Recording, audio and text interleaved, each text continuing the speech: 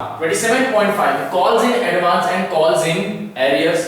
अब यहाँ पे देखिए कॉल्स का मतलब क्या बताया जा रहा है। इफ अगर कंपनी को कुछ शेयर की प्राइस चाहिए लेकिन कैसे एडवांस चाहिए, है ना। जैसे हम कई बार आपने बहुत सी बार देखा होगा कि कहीं पर रेंट की जैसे बात होती है, कभी रेंट की बात होती है तो रेंट पे किस बेस पे, मंथली बेसिस पे होता है। मोस्ट ऑफ ज्यादातर मंथली बेस पे होता है। इफ अगर आपकी लीज होल्डिंग ज्यादा है ना, आपने कोई ज्यादा एसेट को रेंट पे लिया है तो मे बी वो आपसे मंथली लेंगे, हाफ ईयरली चलता है उसके अंदर, है ना।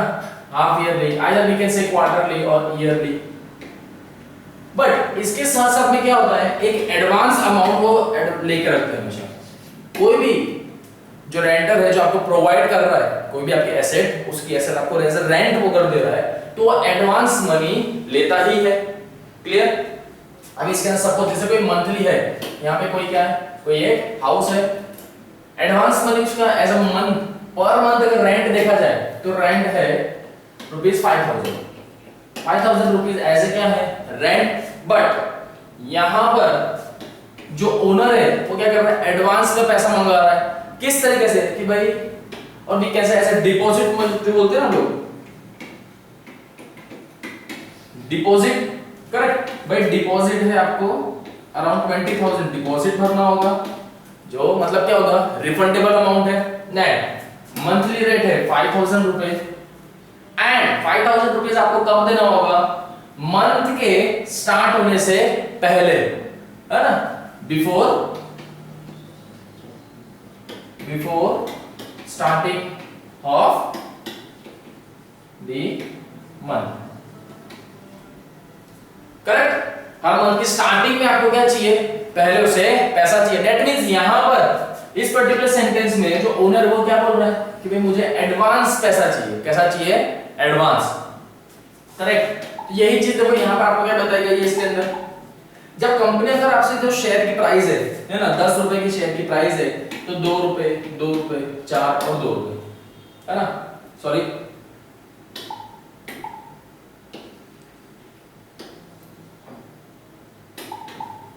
तीन और 3, करेक्ट। इस तरीके से मंगा ली। फर्स्ट हो गया आपका application, second allotment, then third और फोर्थ जो आएंगे। यहां पर अगर कंपनी एक बार मंगा रही है तो फर्स्ट एंड फाइनल कॉल। अगर एक बार में 3 ही मंगाया है तो ये क्या हो गया, first call. And with in first call के बाद कंपनी क्या बोल रही है, भाई मुझे एडवांस में और पैसे चाहिए, फ्यूचर के लिए एडवांस में अभी से चाहिए। एक पर्टिकुलर टाइम पीरियड दे दिया जाता है कि आपको इतने महीने में आइदर क्वार्टरली या मंथली आपको पे करना होगा। बट यहां पर कंपनी जो फर्स्ट कॉल है उसके बाद क्या बोल रही है कि मुझे एडवांस मनी चाहिए। उसकी डेट आने से पहले ही क्या चाहिए, उन्हें पैसा चाहिए। सो व्हाटएवर भी शेयर होगा, जैसे पर शेयर 3 रुपीस होगा तो उन्हें उनकी डेट से, मैच्योरिटी डेट से पहले कंपनी को चाहिए। तो दैट मींस वो क्या हो गया आपका, calls in advance. And company ने जो शेयर मंगाए है ना, कंपनी ने व्हाट, जैसे 3 रुपए का एक शेयर की प्राइस है तो कंपनी ने वो मंगाए, बट किसी कारण से वो कंपनी के पास नहीं आए तो वो क्या हो गया, कॉल्स इन एरियर्स। ठीक है, शॉर्ट एंड सिंपल है, अंडरस्टैंडेबल है। चलिए, if a shareholder pays any amount to company before it is demanded, it is called call in advance, है ना, correct. Then the amount is put in a separate account known as call in advance account, बराबर। देखिए company के पास जिस तरीके की amount आती है ना, और अगर कंपनी को उस स्पेसिफिक अमाउंट को जिस पर्पस के लिए यूज करना है, कंपनी उस पर्टिकुलर अमाउंट को उसी लेजर के अंदर और वी कैन से उसी अकाउंट में रखेगी। क्योंकि अदरवाइज देखिए कंपनी जो होती है वो कोई 150 रुपए के हिसाब से नहीं चलती है ना, 150 रुपए के हिसाब से नहीं चलेगी। आप अपने शेयर देके क्या कर रहे हो, कैपिटल जनरेट कर रहे हो। यहाँ पे आप अपने पास के शेयर लेके क्या कर रहे हो, कैपिटल जनरेट कर रहे हो। तो उस कैपिटल से कंपनी ने जो जो चीज सोच के रखी है कि भाई ये आएगा, इससे मेरा कैपिटल के मेरे को क्या लूंगा, एसेट्स लेने, कुछ मैं यहां पे क्या करूंगा, साथ में रिजर्व्स रखूंगा, कहीं पर होगा कि इन्वेस्टमेंट भी करके रखूंगा, और देन कुछ हो सकता है जो अदर एक्टिविटीज हो, बराबर। अब यहां पर देखिए कि शेयर होल्डर ने तो शेयर खरीदे कंपनी के पास, इनकम है, we can say as a capital है। उन्होंने जो चीज सोच कर रखी थी कि स्पेसिफिक एसेट में मे भी जितना भी कैपिटल आएगा उसका 50% मैं एसेट में दूंगा, 10% रिजर्व में होगा, सेम 10% यहां पर होगा एंड द रेस्ट कहां पर हो जाएगा, यहां पे 30% अदर एक्टिविटी में डालूंगा। तो कितना भी कैपिटल आएगा, यहां पर हम परसेंटेज के बेस पे देख रहे हैं, कंपनी परसेंटेज पे भी जाती है, कंपनी लमसम अमाउंट पे भी जाती है, व्हाटएवर। जैसे 10 लाख रुपए का कैपिटल आया होगा, है ना, 10 लाख रुपए आए तो उसमें से 5 लाख रुपए इधर कर देंगे, 2 lakh sorry 1 lakh and rest of 3 lakh किसमें जाएगा, अदर एक्टिविटी में चला जाएगा, है ना। तो वैसे ही जब कंपनी ने जो चीज मंगाई ही नहीं थी और वो एडवांस में आ गई है, वो एडवांस में आ गई है, क्या है यहाँ पे एडवांस में पैसा आ गया है, तो भाई मैं ना उसको यहाँ यूज करूंगा, इधर भी नहीं। ऐसा नहीं कि पैसा एडवांस में आ गया चलो एक काम करते इन्वेस्टमेंट कर देते तो फ्यूचर में और रिटर्न मिलेगा, बिल्कुल भी नहीं। क्योंकि आपने जितनी कैपेसिटी सोची हुई, देखिए जितना आपका इन्वेस्टमेंट है, नो डाउट मैं इन्वेस्ट करता हूं मुझे रिटर्न मिलेगा, बट अगर कहीं लॉस हो गया तो क्या उस लॉस को बेयर करने के लिए आपके पास उतना स्पेसिफिक रिजर्व है, तो वो भी चीज देखनी पड़ेगी। इन्वेस्टमेंट करना है बहुत ठीक है कि हाँ चलो हमको रिटर्न मिलेगा, लेकिन अगर वो लॉस हो जाए तो क्या आप उसे सेट ऑफ कर पाओगे अपने रिजर्व के पास से, तो इसलिए हम ये एडवांस में यहां भी रख सकते हैं। चलिए अगर इसको मैं रिजर्व में भी रख लेता हूं, इस अमाउंट को मैं रिजर्व में रख देता हूं, तो रिजर्व में मैं किस बेस पे रखूंगा, मेरे पास स्पेसिफिक एंट्री तो होनी चाहिए कि ये रिजर्व कैसा होता है कि आपके प्रॉफिट में से या अपने पार्टनर्स अपने पास के अमाउंट में से कुछ स्पेसिफिक अमाउंट फ्यूचर पर्पस के लिए सेव करके रखते हैं, उसका हम बनाते हैं रिजर्व। तो भाई ये तो एडवांस पैसा आ रहा है, कंपनी ने इस पे कोई मेहनत नहीं करी है ना, ये तो बस सीधा सामने वालों को पैसा है हमने रिजर्व में डाल दिया, आप इस तरीके से डाल सकते हैं। देन एसेट की बात करें, भाई एसेट के लिए मैंने जितना सोचा था वो हो गया है, ऐसा नहीं कि और एडवांस से पैसा आ गया तो एक दो चीज और खरीद लो, नहीं वो भी नहीं करेंगे। एडवांस पैसा आया है तो एक अनदर कॉलम बनाओगे जिसमें आप क्या लिखोगे, कॉल्स इन एडवांस, क्योंकि एडवांस मनी आया है तो calls in money advance account के नाम से एक अलग ही अकाउंट बन जाएगा, और इसी अकाउंट में जितनी भी स्पेसिफिक अमाउंट थी एडवांस के रिगार्डिंग, जो भी अमाउंट आई होगी वो सारी अमाउंट कहां जाएगी, इसके अंदर, बराबर। चलो then this amount is not shown as capital of the company till, बराबर। देखिए वही बात बताई जाएगी आपको कि जो भी अमाउंट आया हो तो इसको आप ऐसा नहीं करोगे कि ना मैं इसको मेरा कैपिटल शो कर देता हूं, बिल्कुल भी नहीं। आपने जितना कैपिटल सोचा था वो उतना ही रखो, एडवांस में आया साइड पर रखो, जब उसकी जरूरत पड़ेगी तब उसे इंट्रोड्यूस करना एज अ कैपिटल और या फर्दर एक्टिविटी में। Then this such time the company makes a demand from all the share holder, जितने भी शेयर होल्डर है कंपनी उनके पास से क्या बोलेगी कि भाई अब जो स्पेसिफिक अमाउंट है वो अब हमें दे दो। Then calling advance account is shown on the liability of the balance sheet। जल्दी से डाउट आ रहा है, जल्दी पूछो कि सर ऐसे लायबिलिटी साइड पे क्यों दिया है, कॉमन सेंस ही बात है, शेयर होल्डर ने आपको एडवांस में पैसा दिया है, कंपनी के पास नो डाउट एक इनकम या we can say revenue generate हुआ है, गेन हुआ है, बट ये शेयर होल्डर को रिटर्न भी तो करना होगा, बराबर, ये उन्हें रिटर्न भी करना है, इसीलिए ये फ्यूचर एक्सपेंस है हमारा, that's why it comes on the liability side. Then for example if a company issued share of ₹10 on which it has already called 5, that means company ने कितने शेयर इशू किए, 10 रुपए के हिसाब से शेयर इशू किए, जिसमें से उन्होंने अभी तक कितने मंगाए, 5 मंगाए थे, 10 थे, मंगाए कितने 5, against the uncalled proportion. Uncalled मतलब चार्ट के हिसाब से समझना, कंपनी इशू, कंपनी देखो यहां पे कितने, कंपनी ने 10 शेयर यहां पे इशू किए, जिसमें से 5 शेयर क्या है, कॉल्ड अप है, 5 अनकॉल्ड अप है, कॉल्ड एंड अनकॉल्ड। ये आपके घर में भी मतलब आपके क्या आसपास कहीं भी होता है ना, दो भाई बहन है, दो भाई भाई तो किसी एक को बुलाता है तो इधर आ, नहीं तेरे से काम नहीं होगा, एक को साइड पे, नहीं इसका काम है, होता है। तो ये वैसा ही देखो, कॉल मतलब कंपनी ने 10 शेयर में से 10 रुपीस ईच थी, तो उसमें से कितने मंगाए, 5 मंगाए, बाकी के 5 अभी नहीं मंगाए, बोले बाद में देखेंगे, कब देखेंगे, फ्यूचर में इसका जब जरूरत पड़ेगी तब, अभी इस 5 में से काम चलाओ, नेक्स्ट क्या बोल रहे हैं, that against the unqualified proportion per share the company makes a call of rupees 3 per share, the entry of call money due will be made only for 3 per share, है ना. Now suppose the shareholder pays 5 rupees per share including the uncalled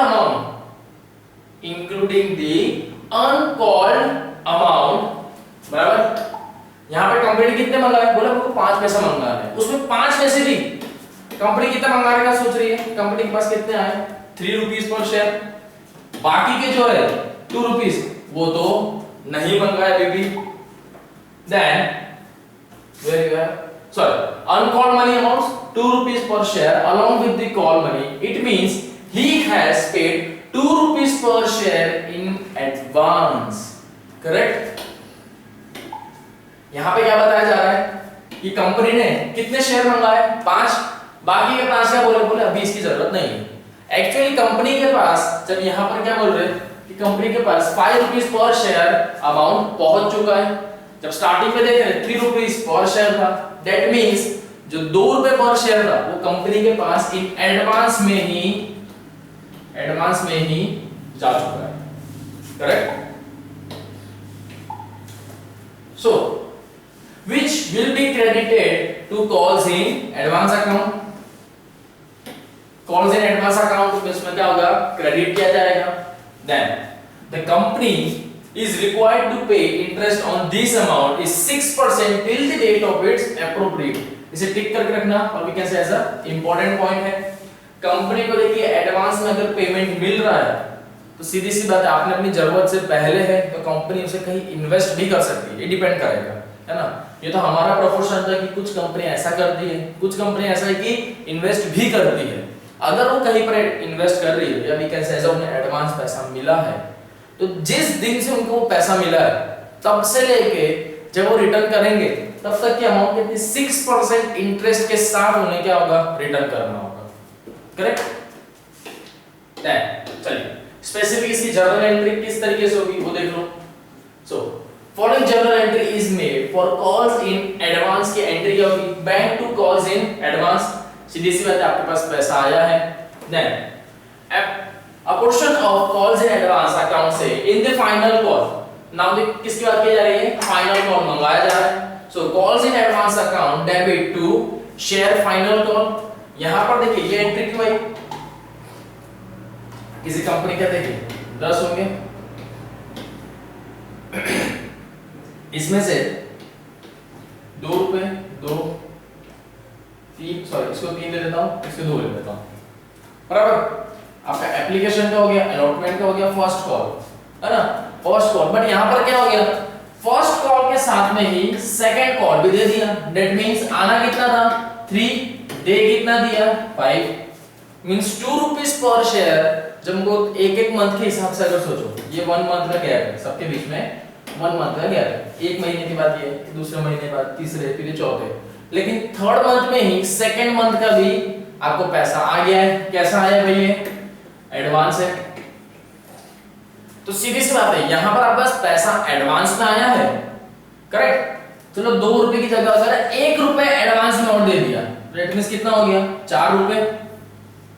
बराबर. कितना हो गया 4 रुपए हो गया. तो अब जो नेक्स्ट एंट्री आएगी भाई उसमें से मुझे जो 1 रुपए एडवांस में आ गया है वो इसमें से तो लेस करना पड़ेगा. दूसरी बार थोड़ी मैं 2 रुपए मांगूंगा भाई, एडवांस में 1 रुपए मैं पहले ही दे चुका हूं.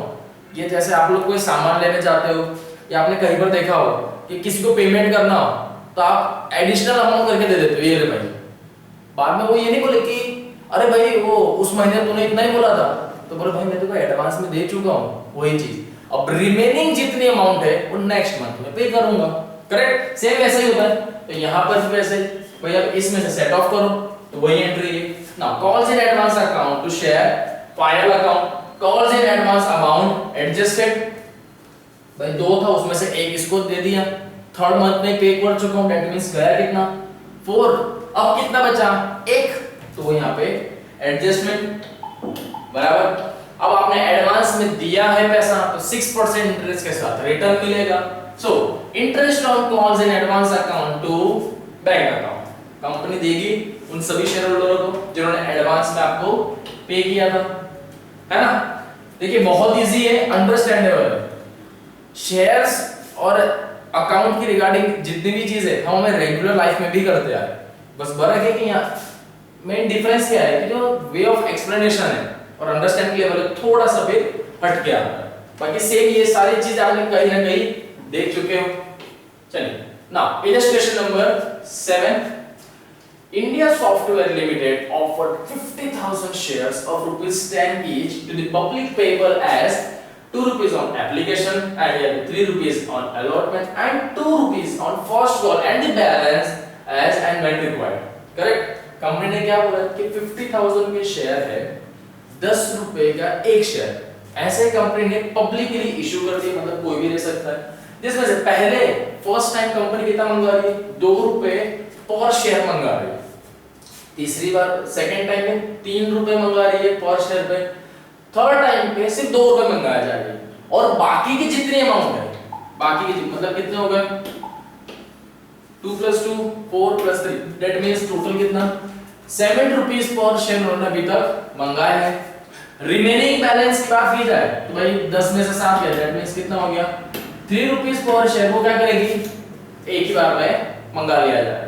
देन जब जरूरत होगी तब all the share were applied for the duly allotted, but Mukesh, a shareholder holding 200 shares, paid the entire balance on allotment.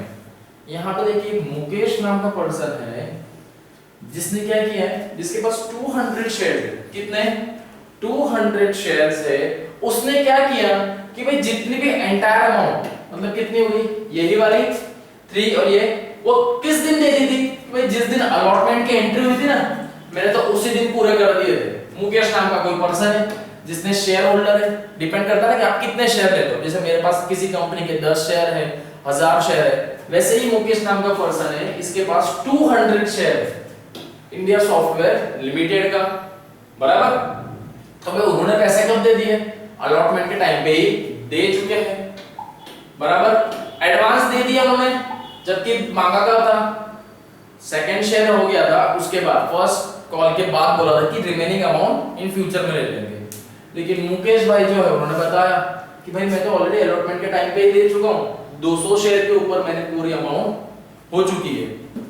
देखिए कॉल्स इन एडवांस हो गया, तो इसकी क्या है स्पेसिफिक एंट्री कर दो। फर्स्ट बैंक आपके पास पैसे आए हैं, bank account to share application 1 lakh rupees, कैसे आया 50,000 into ₹2 पर शेयर, ये क्या होगा नेक्स्ट ट्रांसफर होगा हमारे शेयर कैपिटल अकाउंट में, है ना।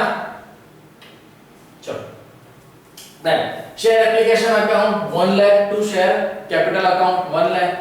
Next share allotment account debit to share capital 50,000 पे ₹3 पर शेयर था, है ना। कितने मंगाने थे आपको भाई 1,50,000, तो मंगा लो। देन जब आपके पास अमाउंट आई तो शेयर अलॉटमेंट ₹3 का एक शेयर था, यहां पे मैं लिख देता हूं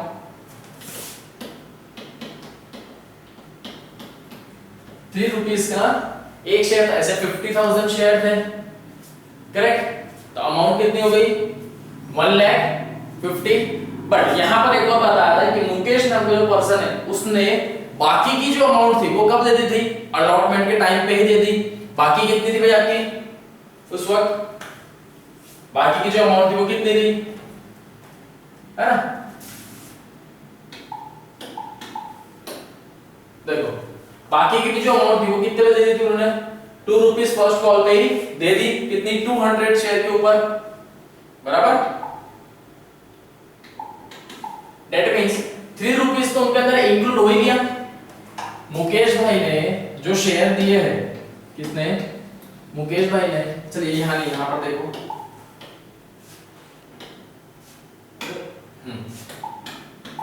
बराबर। मुकेश भाई ने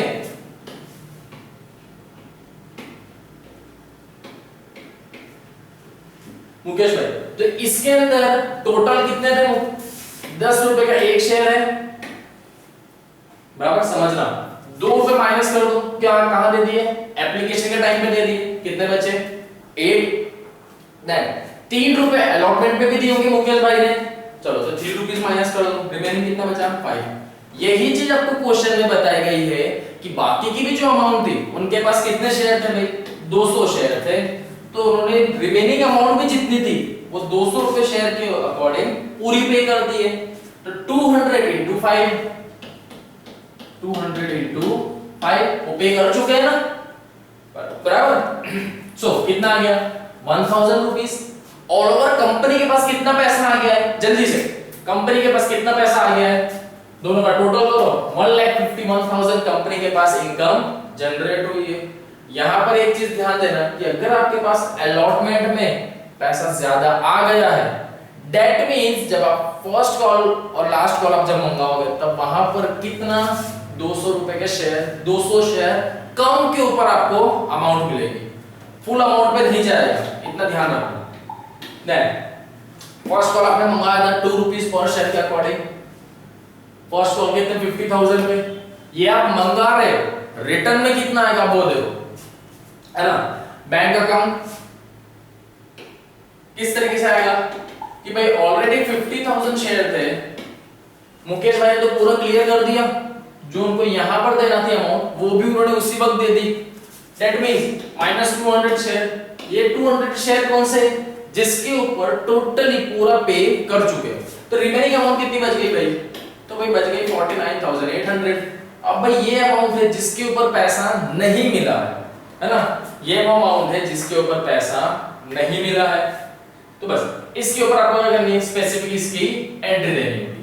कितनी अमाउंट है, इतने पे नहीं मिला है, करेक्ट, कितने पे नहीं मिला इस पर्टिकुलर अमाउंट पे। सो हमारी रिमेनिंग बैलेंस कितना बच रहा था ये देखना भी। चलिए मंगाने कितने रहे 1 लाख रुपीस।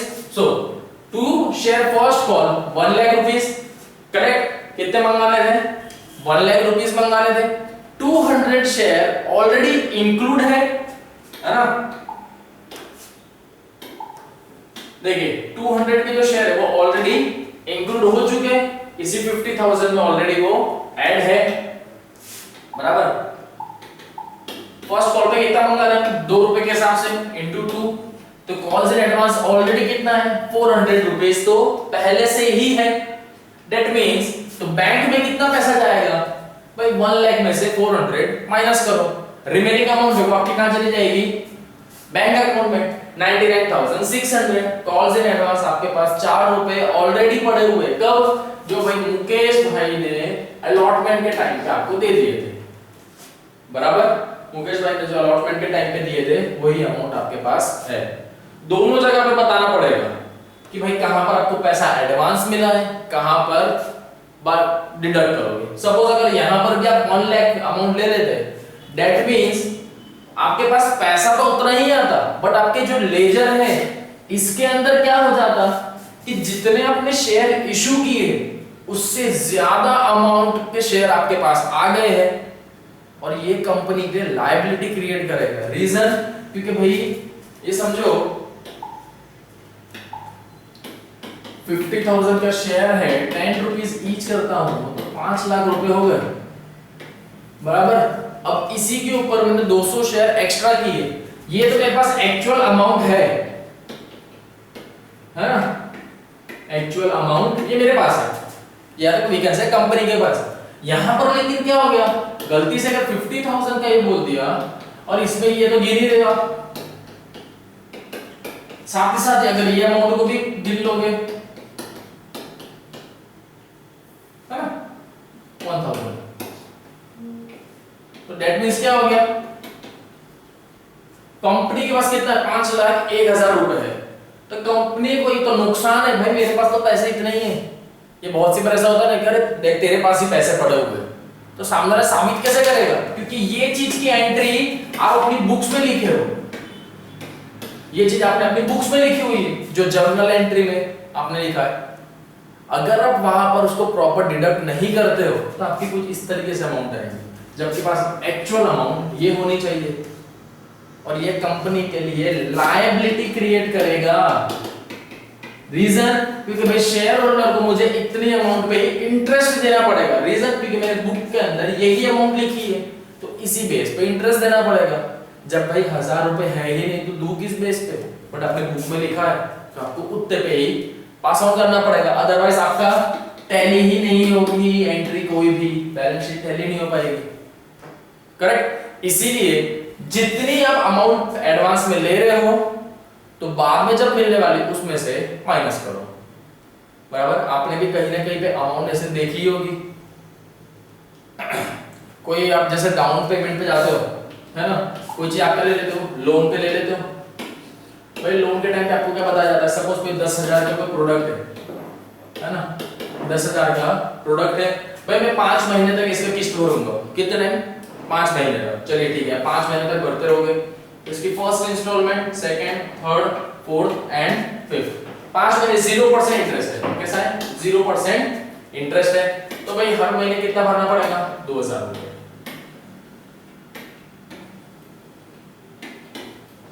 बराबर। आपको हर महीने 2,000 भरना है। अब यहां पर मिस्टर एक्स जो है ये उनको ऑफर दी गई थी, बट उन्होंने पास जैसे फर्स्ट मंथ में 2,000 रुपए आए, अब थर्ड मंथ में उनकी लॉटरी लग गई है। थर्ड मंथ में क्या हो गया, उनकी लॉटरी लग गई, थोड़ा पैसे ज्यादा आ गए, तो उन्होंने क्या सोचा कि यार एक काम करो, पैसा दे दो, छुट्टी पाओ। तो यहां पर मैं क्या कर देता हूं, चलो इसको 3,000 रुपीज दे देता हूं। क्या कर दिया मैंने, 3,000 रुपीज यहां पर किसको, ये जो कंपनी है जिनके पास से लिया था, लोन कराया था, उस कंपनी को मैं दे देता हूं। बोले आज भी देना ही है, कल भी देना ही है, तो जब पैसे जनरेट हुए थोड़ा ज्यादा दे देता हूं। बराबर। ये बैंक वाला मसला बनना, ये भाई वो जो पुराने टाइम पे जब किस्त भरने जाते थे वैसा है। ठीक है। क्या अब भी मुझे इतना बताओ कि अब फिर से नेक्स्ट मंथ मिस्टर मेहता को 2,000 भरने होंगे? सिर्फ इतना बता देना बस। क्या उनको अब भी 2,000 रुपए ही भरने होंगे? याद रखना टोटल अमाउंट कितनी है, 10,000 रुपए। तो mister x at the end उनकी 10,000 ही अमाउंट होनी चाहिए, इससे ज्यादा नहीं। करेक्ट। अगर वो यहां पर पे कर चुके हो तो भाई यहां पे कितना होगा, देखो सीधी सी बात है, सेट ऑफ करो। कितना हो गया भाई, ये 7 तो हो गया, कितना हो गया 7,000।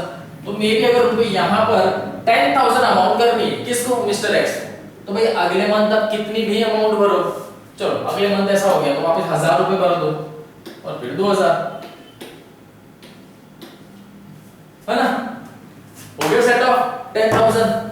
तो यहां पर देखो क्या किया कि जिस मंथ में आपने एडवांस अमाउंट दी वहां पर प्लस हो गया, तो भाई वही स्पेसिफिक जितने अमाउंट आपने यहां पर क्या की थी, ऐड की है, उतनी ही स्पेसिफिक अमाउंट उसके जो नेक्स्ट है उसमें से करो, तभी तो आपकी एक्चुअल अमाउंट मिल पाएगी। अगर यहां पर भी अगर आप 2,000 ही कर देते और ये 2,000, तब ये क्या हो जाता, 11,000 जैसा आ जाता, बराबर, जो आना नहीं चाहिए। ये ऐसा आपको क्या है, लोन के थ्रू समझाया गया है। कंपनी में भी सेम ऐसे ही, कंपनी को जो भी शेयर चाहिए होते हैं, कंपनी को जो भी शेयर चाहिए होती है, application, allotment, first call, second call and the final call, correct, company में डिपेंड करता है वो कितने कॉल्स में आपसे स्पेसिफिक अमाउंट मंगा रही है, बराबर। तो इस तरीके से कॉल्स एंड एडवांस की हमने एंट्री करी कि जहां पर एक्स्ट्रा गया था उसे लिखा, भाई अब यहां पर एक्स्ट्रा तो हो चुका है, आपको तो सर सिर्फ इतना ही देना है, तो अगले महीने कम कर दो। यहां पर वो 1,000 देगा तो मैं सॉरी यार इसने 1,000 क्यों दिया, तब मैं यहां पर स्पेसिफाई करूंगा कि भाई एडवांस में उसका पैसा जो थर्ड मंथ की इंस्टॉलमेंट थी, है ना, थर्ड इंस्टॉलमेंट थी उसके अंदर है, करेक्ट। ये ऐसे ही बताओगे आप भी, मैंने भी तो यहां पर वही चीज बताई है कि कॉल से एडवांस भाई अलॉटमेंट के टाइम पे 400 रुपए पहले से ही पड़े हुए, 200 शेयर के ऊपर इंटू 2 ऑलरेडी ही वहां पर है, बराबर, ऑलरेडी वहां पर है। ठीक है, चलो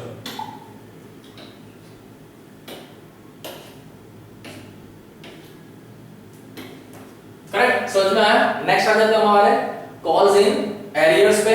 सो when the company sends notice to the shareholder to pay allotment and or call money, it has to be paid by them within the specified time period, बराबर है। कंपनी को एक टाइम पीरियड देती है कि भाई इतने टाइम पीरियड में आपको ये अमाउंट पे कर देनी है, but If it is not paid by any or one more shareholder, the unpaid amount becomes arrear due to for them. ठीक है, अगर कंपनी जितने पैसे मंगाए हैं और जितना स्पेसिफिक टाइम पीरियड बोला है उसके अगर पहले पैसे आ जाते हैं तो वो क्या हो जाता है, एडवांस। करेक्ट, उसी टाइम पे आए तो कंपनी ने जितने मंगाए थे वो आ गए। बट उस मैच्योरिटी डेट के बाद भी अगर पैसा नहीं आ रहा तो वो क्या कंसीडर किया जाएगा, कॉल्स इन एरियर्स। बराबर, ये चीज बताई जा रही है। और जितने शेयर्स पे नहीं आए उतनी स्पेसिफिक अमाउंट को कॉल्स इन एरियर्स कहा जाएगा। Such arrears are transferred to account term in calls in arrears account। बराबर, ये तो स्पेसिफिक चीज है क्योंकि यहाँ पर मैं किसी के अंदर मिक्स नहीं कर सकता कि चलो यहाँ से पैसे नहीं आए तो रिजर्व में से माइनस कर लेता हूँ।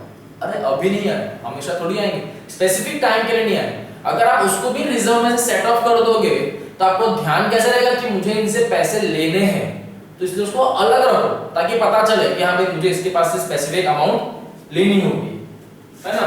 Then the company is authorized to charge on calls in arrears, है ना, to charge calls in arrears 5% per annum। Company इन लोगों पे कितना चार्ज करेगी, 5%।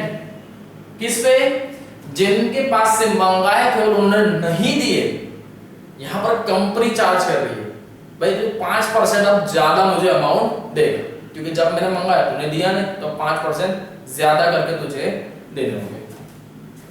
Then for the invoicing period, the period between date of the non-receipt of the due amount and the date of actual receipt of the due amount, है ना। चलो इसकी entry देख लो कि किस तरीके से इसकी एंट्री आती है। सो अकाउंटिंग ट्रीटमेंट दिया हुआ है, किस तरीके से रिकॉर्ड होगी कॉल्स इन एरियर्स की entry. Calls in arrears to share allotment slash किया है आइदर कॉल। अलॉटमेंट में या तो आपको देखने मिलेगा एरियर है, देखिए सब जगह एप्लीकेशन पे नहीं मिल सकता, बहुत रेयर केस पे एप्लीकेशन में देखने मिलेगा कि एप्लीकेशन स्टार्टिंग में ही पैसा मंगाया और ना दिया। मे बी सेकंड इंस्टॉलमेंट का जब टाइम आता है ना, तो सेकंड टाइम आता है तब जितने मंगाओ तो नहीं दे पाते, क्योंकि फर्स्ट टाइम पे तो बुकिंग ही उस तरीके से होती है। एप्लीकेशन के टाइम पे क्या है, आपकी बुकिंग अमाउंट हो गई कि चलो भाई 2 रुपए के शेयर के हिसाब से बुक किया है, 10 रुपए तक आपको पे करना है। कंपनी जैसे जैसे मंगाती जाएगी वैसे वैसे आपको उतना पे करना होगा, है ना। इसलिए अलॉटमेंट के टाइम से आपको देखने मिल सकता है, इसलिए स्लैश किया है। आइदर अलॉटमेंट या कॉल्स के अंदर कॉल्स इन एरियर्स में एंट्री इसी तरीके से होगी, टू शेयर अलॉटमेंट और we can say to share in calls. Debit share allotment और call money not received on share. Then next क्या हो जाएगा, when the unpaid balance is received. अब यहां पर जब पैसा जिस वक्त मांगा था उस वक्त तो नहीं मिला है, लेकिन उसके बाद कुछ मिला है तो पैसा तो आ जाए। So bank account to calls in arrears, narration amount due on allotment और call remaining unpaid now received on dash. कितने शेयर पे आपको कितना पैसा मिला वो यहां पे लिखोगे। Then the company may charge interest on the amount calls in arrears at given rate from the rate of amount due it is paid, journal entry will be। बताया है कंपनी ने कि भाई अब जब आप मुझे अमाउंट दोगे तो 5% का उसके ऊपर मैं क्या लूंगा, चार्ज लूंगा। एंट्री क्या आएगी, bank account debit to interest on calls in arrears account, है ना।